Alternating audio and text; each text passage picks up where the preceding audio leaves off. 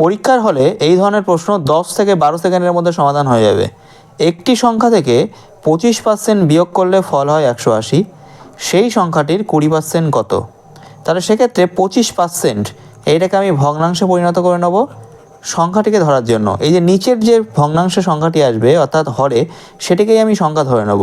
তাহলে সংখ্যা 4, যেহেতু 25% বিয়োগ করতে হবে, তাহলে এই উপরে যেটা থাকবে সেটাই আমি বিয়োগ করে দেবো। অর্থাৎ 4-এর এই যে 4 সংখ্যা, এর 25% 1 হয়, যেটা বেসিক্যালি এই উপরের সংখ্যাটাই।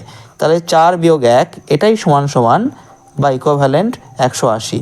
অর্থাৎ 3 ইকুইভ্যালেন্ট টু 180, 1 ইকুইভ্যালেন্ট টু 60।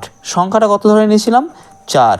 তাহলে 4 ইকুইভ্যালেন্ট টু 60 গুণ 4, এটা হচ্ছে সংখ্যা।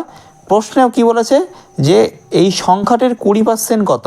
তাহলে 20% মানে কি? 1-এর 5 দিয়ে গুণ করতে হবে। তাহলে 1-এর 5 দিয়ে গুণ করে দিলাম। তাহলে 5কে আমি 60 দিয়ে কেটে দিচ্ছি, তাহলে 12। তাহলে 4 12 48। তাহলে এই 48 হচ্ছে উত্তর।